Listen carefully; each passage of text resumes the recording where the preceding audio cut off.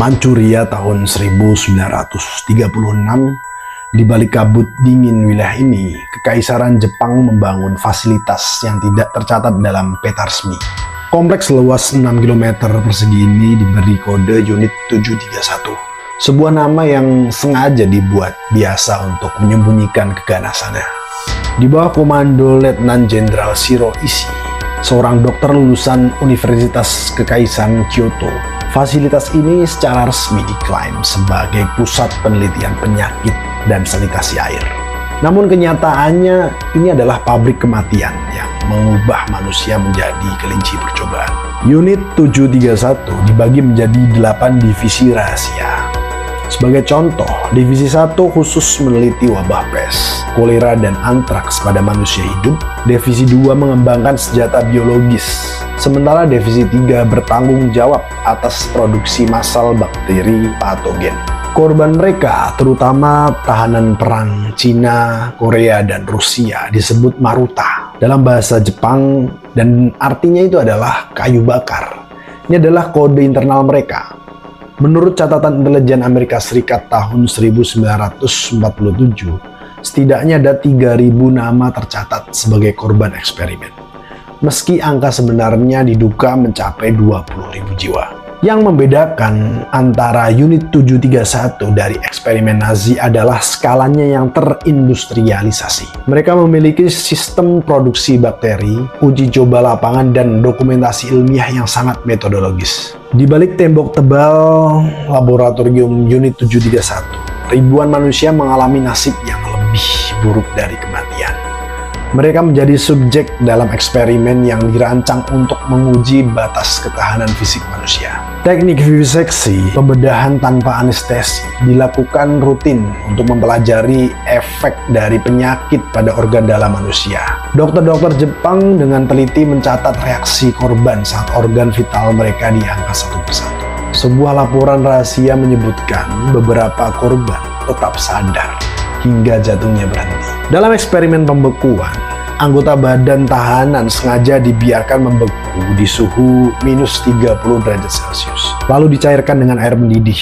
Catatan menunjukkan bahwa ada 70% korban mengalami gangren dalam 48 jam. Data ini digunakan untuk mengembangkan perlengkapan musim dingin tentara Jepang di Serbia. Adapun laporan yang bilang bahwasanya kami diperintahkan mencatat detak jantung korban yang diinfeksi antraks. Jika mereka mati terlalu cepat, kami akan dimarahi karena membuang bahan percobaan. Eksperimen lain seperti eksperimen ruang tekanan mengungkapkan bahwa manusia bisa bertahan hingga 30.000 kaki sebelum matanya meledak. Semua data ini dikirimkan langsung ke markas besar Angkatan Udara Jepang. Tahun 1940, Unit 731 melangkah lebih jauh. Mereka menguji senjata biologisnya langsung pada populasi sipil. Operasi ini diberi kode Pesta Musim Semi. Dengan menggunakan pesawat tipe 97, mereka menyebarkan kutu membawa pes ke 11 distrik di Cina Timur. Laporan resmi Jepang mencatat hasil memuaskan. Ketika 4.000 warga meninggal dalam 4 bulan. Korban sebenarnya diperkirakan 3 kali lipat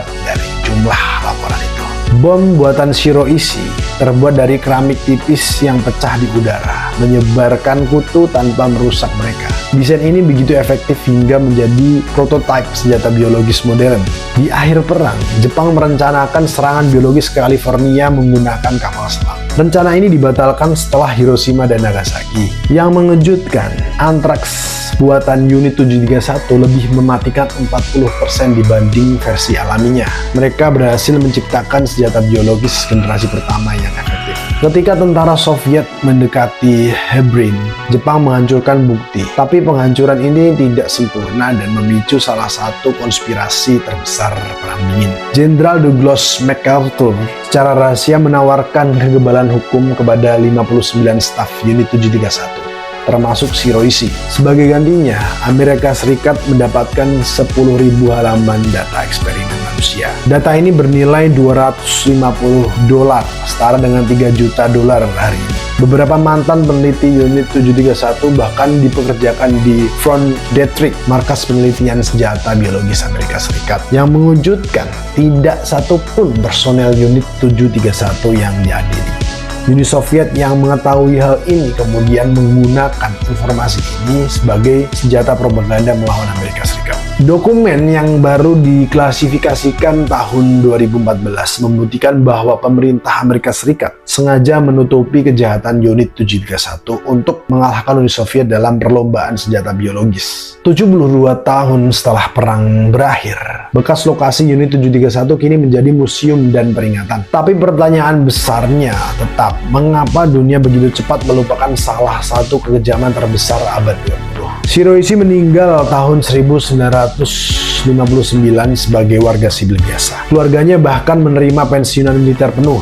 Sampai hari ini, pemerintah Jepang belum secara resmi meminta maaf pada korban. Baru pada abad ke-21, pengadilan Jepang mengakui keberadaan Unit 731, tapi menolak kompensasi dengan alasan klaim sudah kadaluarsa. Warisan terburuk Unit 731 bukan hanya data eksperimennya, tetapi presiden bahwa kejahatan perang bisa diampuni asal memiliki nilai ilmiah. Ini pelajaran berharga bagi etika kedokteran modern. Di tembok ini terukir 3.000 nama korban yang berhasil diidentifikasi. Tetapi, seperti yang dikatakan seorang penyintas, mereka yang mati adalah yang beruntung. Kami yang selamat harus terus mengingat mereka yang tidak boleh terulang. Kisah Unit 731 bukan sekedar catatan sejarah kelam. Ini adalah cermin yang mempertanyakan sejauh mana manusia bisa jatuh dalam nama sains atau nasionalisme. Di era di mana teknologi berkembang lebih cepat dari mayoritas, pelajaran dari Herbin menjadi semakin relevan. Bagaimana kita memastikan bahwa teriakan korban Unit 731 tidak akan pernah lagi bergema di laboratorium modern. Oke, terima kasih udah nonton sampai akhir. Silahkan like kalau suka, dan kritik-kritik yang asik bisa langsung ditulis di komentar. Subscribe untuk tidak ketinggalan video selanjutnya. Bye.